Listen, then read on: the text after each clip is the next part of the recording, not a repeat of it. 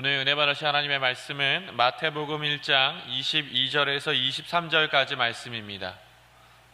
마태복음 1장 22절에서 23절까지 말씀입니다. 우리 다 같이 한 목소리로 봉독하시겠습니다.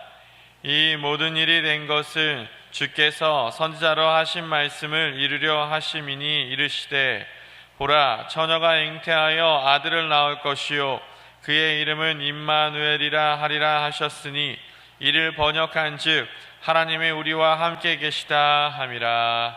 아멘. 할렐루야. 자, 저는 오늘 임마누엘 하나님이라는 제목으로 말씀을 전하고자 합니다. 아리스토텔레스는 말하기를 인간은 사회적인 존재이다.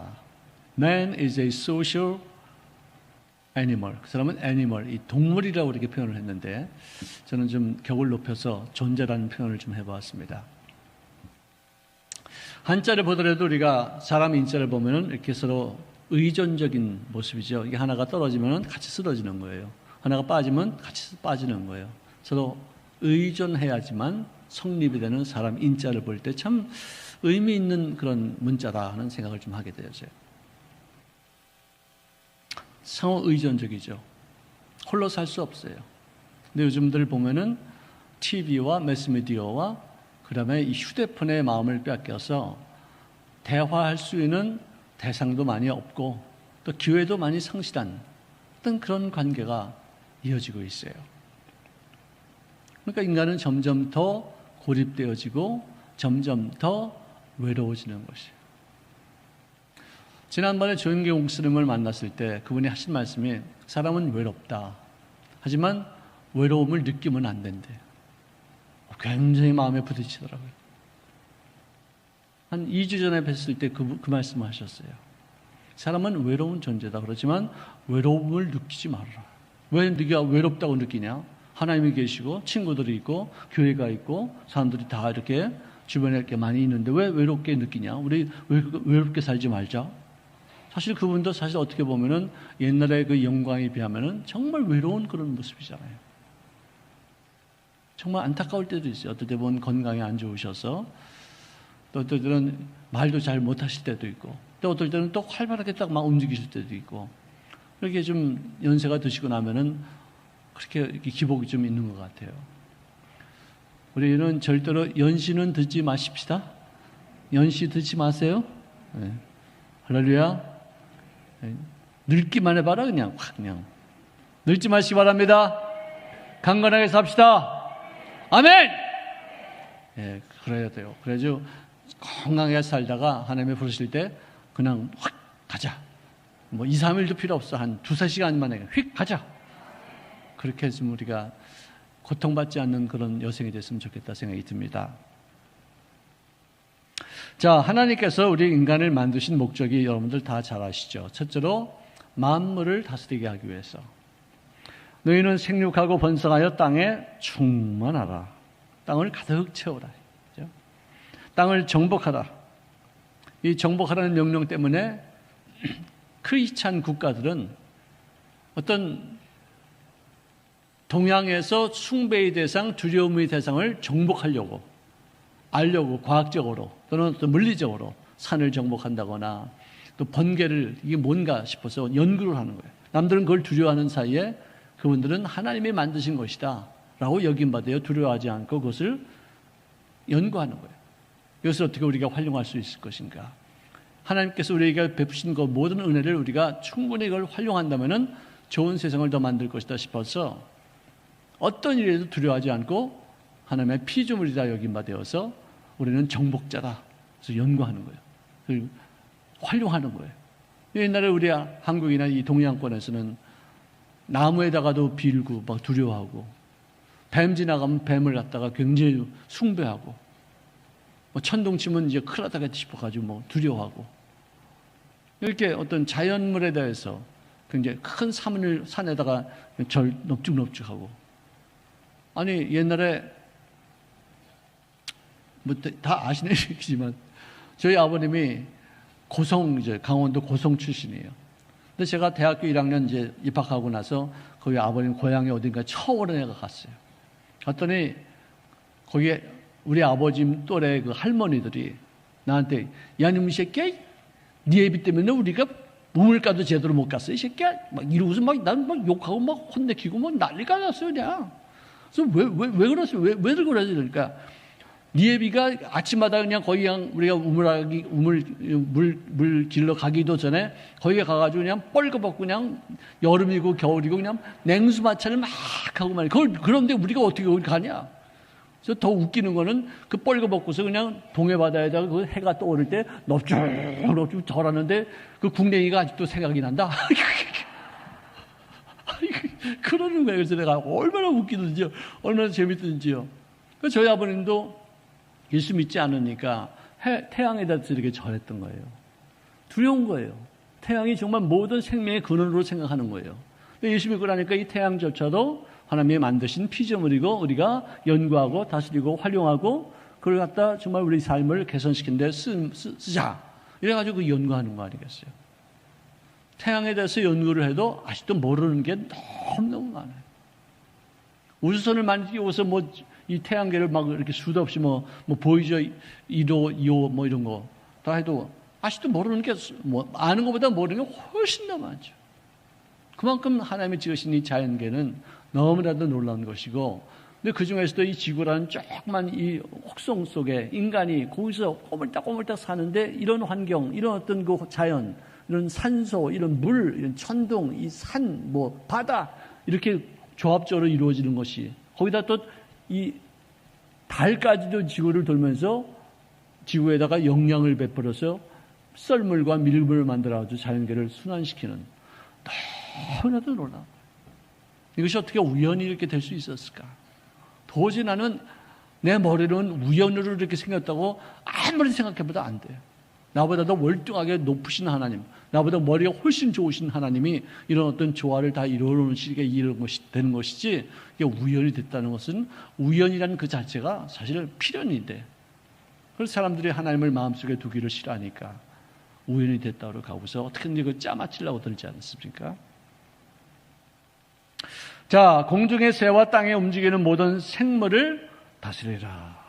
할렐루야! 할렐루야! 동양권에서는 호랑이도 숭배했고 소도, 지금도 소 숭배하는 데 있습니다. 우리가 작년에 인도 거기 갔을 때에도 그분들은 소를 안 먹어요. 근데 우리가 왔다니까 우리는 소고기를 먹는다는 것을 깨닫고 나서 그들이 평상시에 만지지도 않던 그런 소를 만져가지고 우리가 대접하더라고요. 그건 다시 말해서 우리가 개고기를 먹는다니까 나는 개고기 먹지 않아도 그분을 위해서 내가 개고기를 만들어서 드리는 것과 비슷한 것이다. 그런 생각이 들었었어요. 그만큼 그분들이 우리한테 접대를 했지만, 근데 진짜 크리스찬들은 인도에서도요, 고기 잘 먹습니다. 한국에 오는 인도 많은 목사님들하고 제가 이렇게 친구도 있고 그런데, 그분들 제가 이제 접대하면서 또 호텔에서 내가 음식을 사주면서 무슨 음식 드시겠습니까? 그러면 주로 고기 잘 먹겠다. 고기. 소고기. 할렐루야. 정말 한국의 소고기 되게 좋아해요. 너무 좋아요.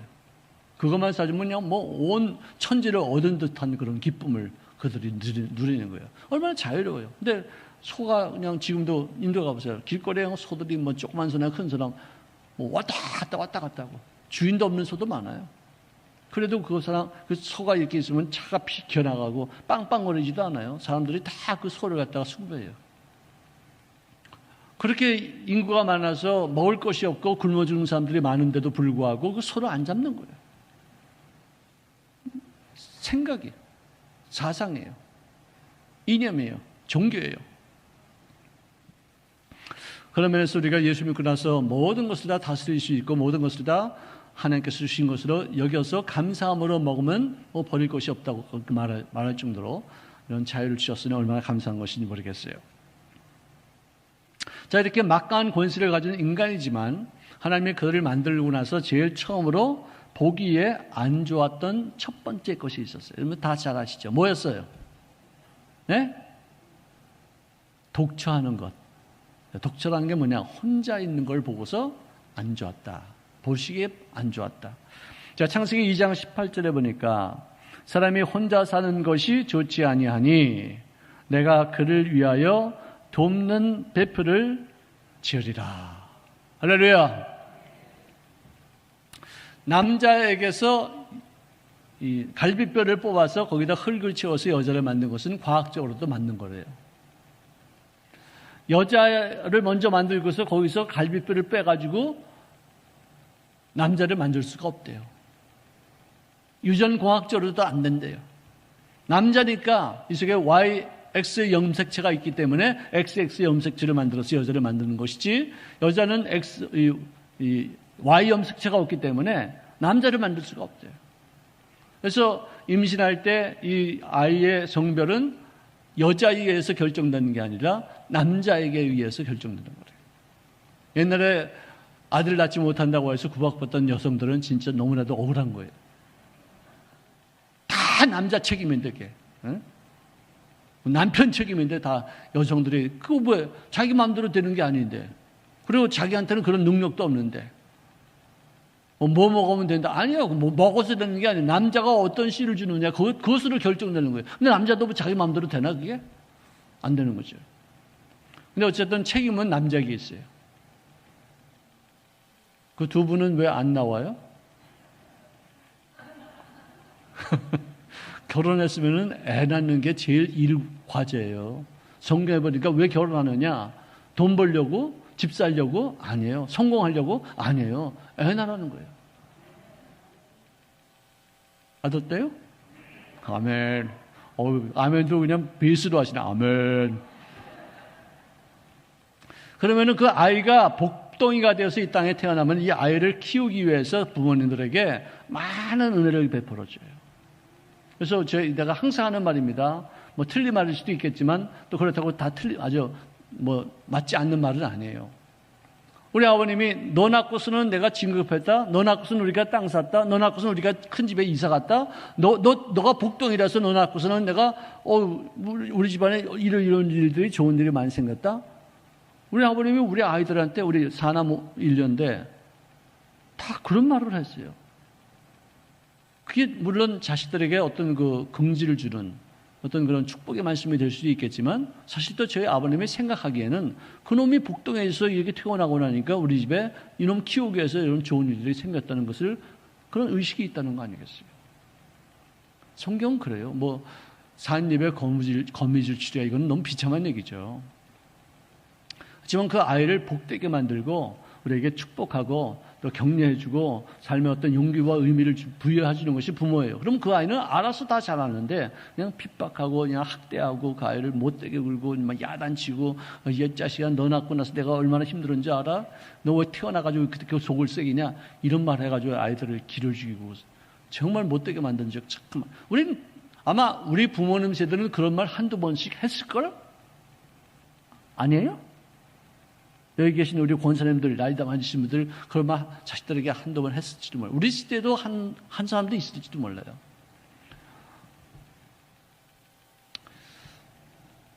저는 우리 아이들한테 한 번도 그런 말 안 했어요. 감사하죠. 야, 네가 얼마나 복동인 줄 아냐? 야, 네가 나 속삭이는 거는 진짜 아무것도 아니야. 내가 우리 아버지, 우리 엄마 속삭이는 게 비하면 넌 진짜 천사야. 나 이렇게까지 막 내가 칭찬해주고, 너 때문에 속 썩는다는 말, 이런 식으로 내가 표현을 했었어요. 그래서 애들을 참, 진짜, 사랑한다는 것을 보여주고, 또 내가 너무 바빠가지고 그 아이들하고 대화가 없으는 게 애들을 오해해요. 아빠는 우리를 갖다 사랑하지 않는다.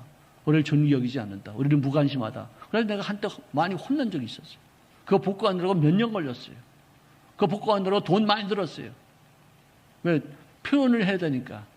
그러니까 돈에 좀 약하더라고, 애들도. 이렇게 보니까. 돈을 막 주니까, 그리고 뭐 필요한 거 막 사주고 그러니까, 진짜 우리를 사랑하는구나 하는 것을 깨닫고서 치료가 막 되더라고요. 자, 어쨌든 이 돕는 배필이라는 것은 제가 이 주례를 설 때마다 꼭 얘기를 해요. 돕는 배필. helpmate. 그렇죠? soulmate는 뭐냐? 영혼으로 서로 사귀는 사람이다. classmate. 그죠? 학급에서 같이 사귀는 사람이다. 근데 helpmate는 뭐냐? 도와주는 관계다. 도움은 힘이 있는 사람이 도와주는 거예요. 지혜로운 사람이 도와줄 수 있어요. 있는 사람이 도와줄 수 있어요. 아무런 도움도 줄 수 없는 사람이 어떻게 도와주면 더 귀찮아져요. 누가 돼요? 짐이 돼요. 도와주는 게 나에게 도움이 아니야. 오히려 손해를 끼쳐. 근데 진짜 유능한 사람이 나를 도와줄 때, 특히 여기서 말하는 이 도와준다, 이 돕는 배필, 이 단어는 하나님이 인간을 도와줄 때 그 돕는다는 말과 똑같은 단어를 쓰는 거예요. 그만큼 여성이 얼마나 많은 능력이 있느냐 이거예요. 남편을 도와줄 수 있는 능력이 있다는 거예요. 아멘도 안 하시는 거 봐. 너무 의미가 깊어가지고 그거 생각하느라고 아멘하는 걸 잊어버리신 거예요? 진짜 그래요. 여성들에게 평상시는 잘 모르는데 위기 때 말 한마디가 남편에게, 자식들에게 엄청난 큰 도움이 돼요. 여성들이 정말 그런 파워가 있어요. 남자들은 쉽게 낙심할 때도 있고 쉽게 어떻게 절망할 때도 있는데 여성들은 몰라 아기를 길러야 되는 어떤 그런 본능적인 욕구가 있어서 그럴지 모르지만 이렇게 되면 안 되겠다 싶어서 그랬는지 남편에게 말 한마디에서 그를 일으키 세우는 막강한 힘이 있어요. 정말 놀라워요. 여기 계신 우리 여성 동지 여러분들, 당신들에게 그런 막강한 힘이 있음을 깨닫고 남편들을 잘 번영하는 진짜 돕는 배필이 되시기를 바랍니다. 아멘. 자, 이래서 이 첫 번째 가정은 함께하는 이 헬프메이트, 이 돕는 배필 때문에 가정이 행복했어요. 그리고 거룩했어요. Happy and holy harmony. H로 시작해서 전부 다 Y로 끝나죠. 그죠? Happy and holy harmony. 이게 이루어지고 있었어요. 진정한 의미에서 이 다스림이라는 것은 뭐냐? 통치하는 것, 군림하는 것, 막 내 마음대로 일들을 막 처리해 나가는 것, 이게 아니라 만물을 관리하되 어우러져서 공존하도록 배려하는 것. 이것이 진정한 의미에서 성경적인 통치요, 성경적인 다스림이라는 거예요. 너희들은 만물을 다스려라. 그죠? 땅을 정복하라. 정복해가지고 막 짓밟는 게 아니에요. 잘 경작하고 그 땅을 정복하되 그 땅에서 좋은 열매를 맺을 수 있도록 모든 일들을 이렇게 잘 관리하라는 것이지, 정복이라고 해서 로마가 이스라엘을 정복해가지고 학대하고 짓밟고 탈취하고 그런 어떤 정복의 의미가 아니에요. 우리 특별히 교회 안에서도 우리가 어떤 직함을 가지면은 약한 사람들을 보양하고 좀 부족한 사람들을 좀 채워주고, 그리고 잘못된 사람들을 기다리면서 조금씩 가르쳐주면서 이렇게 아름답게 이끌어가는 어떤 그런 모습을 갖춰야 돼요. 비난하고 욕하고 상처 주고 잘라버리고 멀리 보내고 이런 것이 그렇게 중요한 게 아니에요. 제가 해보니까, 저도 살아보니까, 한 30년 목회를 해보니까, 내가 83년도부터 했으니까 이제는 37년도네? 37년을 내가 목회했어요? 어머, 징그러. 세월이 이렇게 빨라요. 이제 조금 있으면 40년도네요. 참 진짜. 이런 예수 같은 세월을 우리가 살면서 좀 더 의미 있게, 가치 있게, 보람 있게 사람들을 살리는 데 쓰임받는 우리가 될 수 있기를 바랍니다. 우리는 죽이는 거는요, 본성이 그렇게 돼 있어요. 비난하고 욕하고 야단치고, 이거는 안 가르쳐줘도 다 해요. 특히 한국 사람들 그런 거 많아요.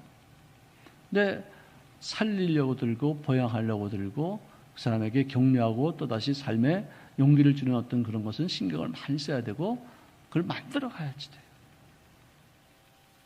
마치 의사가 여기는 골마가지고 이게 환웅이 돼가지고 이게 못 쓰겠다고 이 자르는 거 제일 쉬워요. 제일 쉬워. 그래서 봉합하면 돼요. 근데 이걸 어떻게 하면 살릴 것이냐?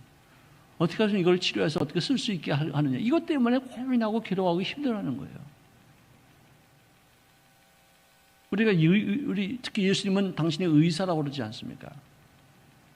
내가 남을 섬기러 왔다 그렇게 말씀하시고, 의사가 환자를 고치듯이 죄인들을 용서하기 위해서 온 당신이라고 그렇게 말씀하시지 않습니까? 그래서 기독교에서는 세상의 어떤 관점, 세상의 가치관으로 하는 것이 아니라 정말로 기독교적인 모습으로 일을 해야 돼. 힘들고 어렵죠, 그게. 답답하죠. 짜증나죠. 화날 때도 있습니다. 자르면 간단해. 근데 이 문제 때문에, 이 아픔 때문에 이걸 어떻게 하겠다 하고서 연구하고 힘들어하고 아파하고 그러다 보니까 나의 삶의 영성이 막 자라요. 생각의 폭이 넓어져요. 하나님의 나를 대하는 그 모습을 내가 좀 더 배울 수 있게 되어져요.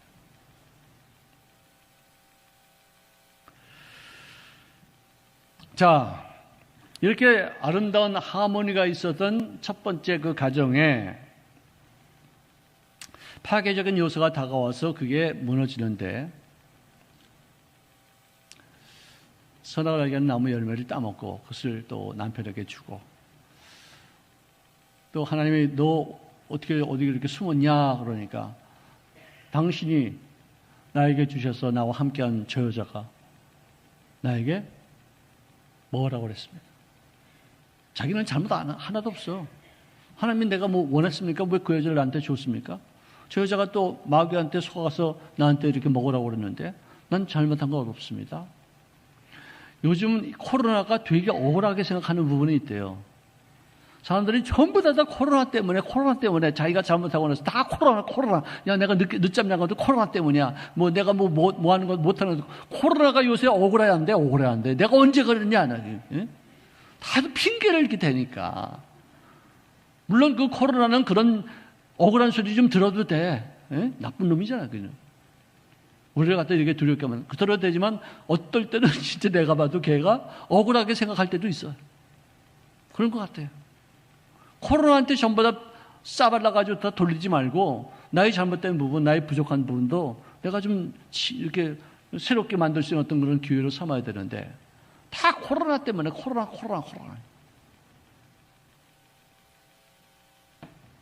자, 그래서 드디어 죄를 지으면 그 죄는 죽음이에요, 죽음. 죄를 통해서 죽음이 와요. 죄의 싹은 사망이다. 사망이라는 것은 뭐냐? 없어지는 게 아니고 뭐예요? 예? 다 잊으셨어요? 죄라는 뜻은 뭐냐? 사망이라는 뜻은 없어지는 게 아니라 분리가 되는 거예요. 내 몸에서 생명이 빠져나가면 영과 육이 분리가 돼요. 또 이 분리된 이 영혼이 하나님과 분리돼서 지옥으로 가면 그게 영원한 두 번째 사망이에요. 그죠? 죽지 않아요, 인간은. 분리가 될 뿐이에요. 그러니까 죄를 짓고 나서 사망이 왔는데 그 사망이 일단 인간관계에서 분리가 되죠. 하나님과의 관계도 분리가 되죠. 나중에 이제는 죽을 수밖에 없는 운명으로 육체와 영혼이 분리가 되는 거예요. 그래서 하나님과의 분리가 되어져서 불안해서 나무 뒤에 숨었습니다. 아마 그렇게 화려하고 그렇게 아름답고 그렇게 하모니가 있었고 그렇게 거룩하고 그렇게 평안없고 담대하고 모든 면에서 전 만물을 다스리시는 어떤 권세가 당당하고 영광이 팍 비치고 있을 때 그때 갑자기 죄를 짓고 나서 그 영광이 떨어지고 자기 몸에 수치가 드러나고 불안과 두려움을 처음 느낄 때 그 고통이 얼마나 컸겠는가. 지금도 불안한 거 싫잖아요. 마음속에 두려움이 있는 거 어떻게 할 수가 없잖아요. 너무너무 괴로운 거예요, 이게. 근데 그때는 그래도 우리는 이 불안이 뭔지 고통이 뭔지 경험을 해봤기 때문에 뭐 우선 견디고 그러지만 처음 왔을 때 그 고통이 얼마나 무서웠으면 나무 뒤에 숨었겠는 거예요. 저는 저거 그 생각하면 정말 아담이 너무나도 큰 충격이었겠다 생각이 들어요. 그리고 나서 모든 인간과의 갈등과 문제의 원인이 핑계를 대면서 자기 아내 그렇게 좋아하고 그렇게 사랑하고 눈에 넣어도 안 아프고 내 몸 중에 내 뼈 중에 뼈, 살 중에 살이라고 극찬하고 하나님이 이렇게 좋은 선물 주신 것에 대해서 너무나도 감사했던 그 상대가 갑자기 죄를 짓게 한 유혹의 대상으로 전락하는 거예요. 우리 그거 체험해봤죠? 우리 체험해봤죠? 옛날에 손만 쥐어도 그냥 전기가 짜릿짜릿 오던 그런 대상이 어떨 때 꼴도 보기 싫고 그냥 밉기도 하고 그냥 어쩌다가 내가 이렇게 눈이 삐어가지고 이런 사람 만났는가? 그런 생각들 안 해본 사람 손 들어봐. 진짜 다 해봤어요? 그렇구나. 저기 안 해본, 손이 난 올라가는 줄 알았더니 손이 또 올라가다가 여기를 이렇게 만지네.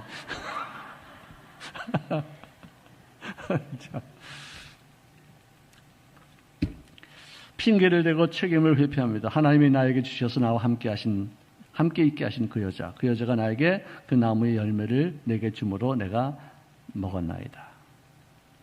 사랑으로 함께 살라고 주신 의미가 변질됐어요.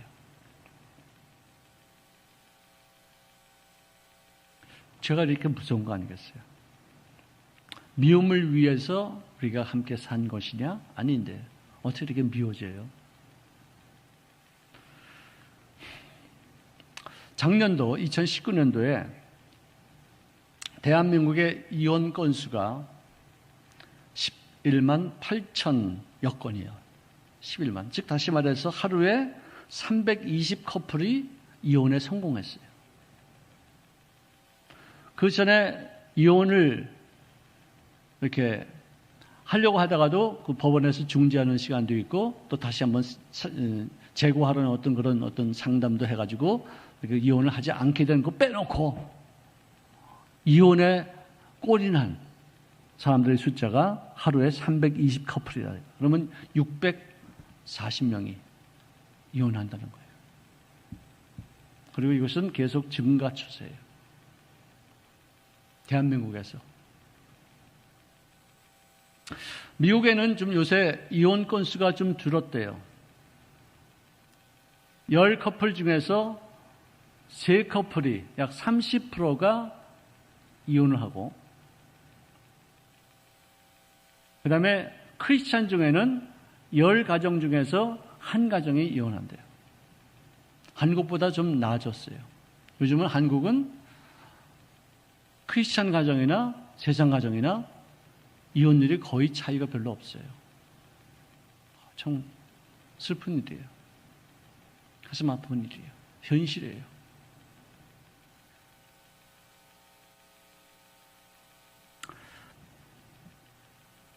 여러분들 왜 이혼을 할까? 자, 이혼 이유, 사유 얘기해 보세요 한 번씩. 제일 큰 이유가 뭘까요? 우리는 없나?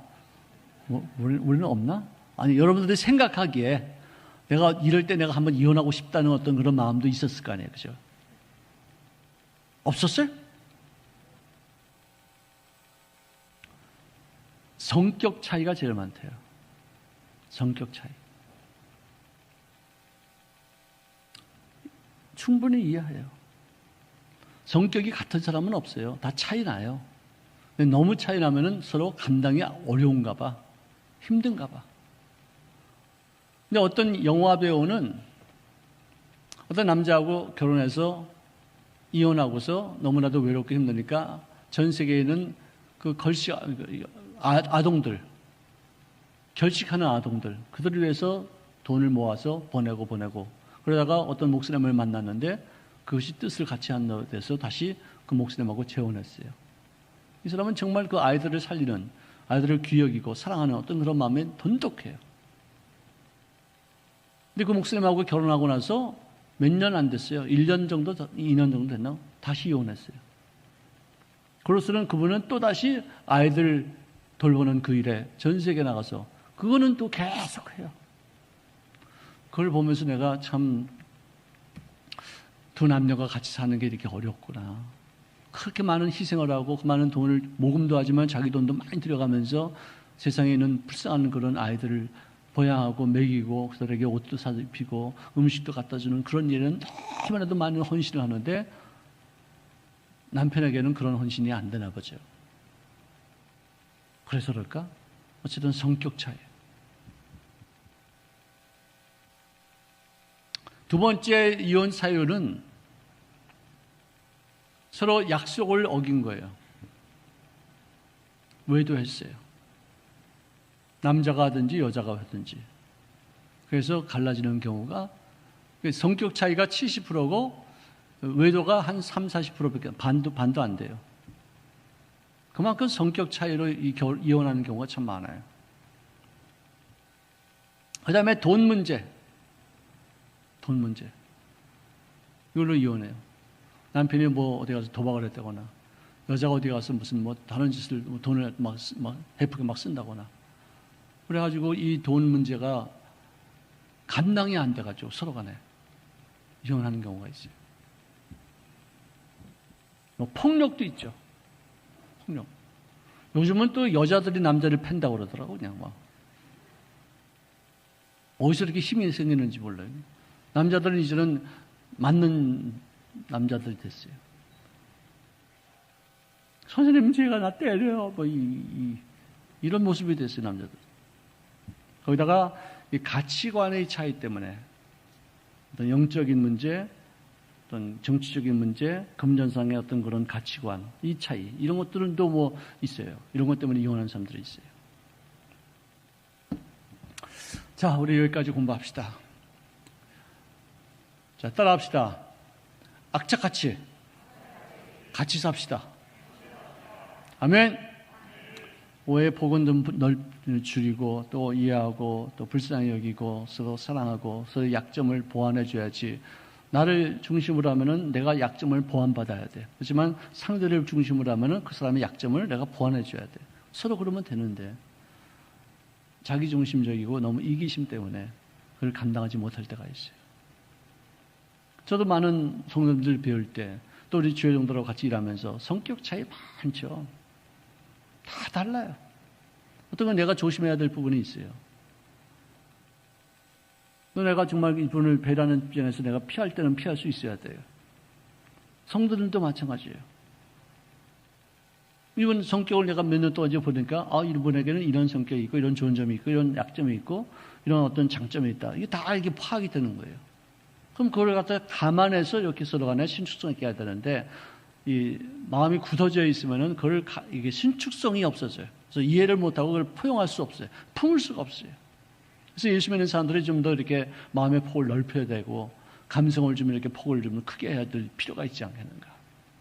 왜?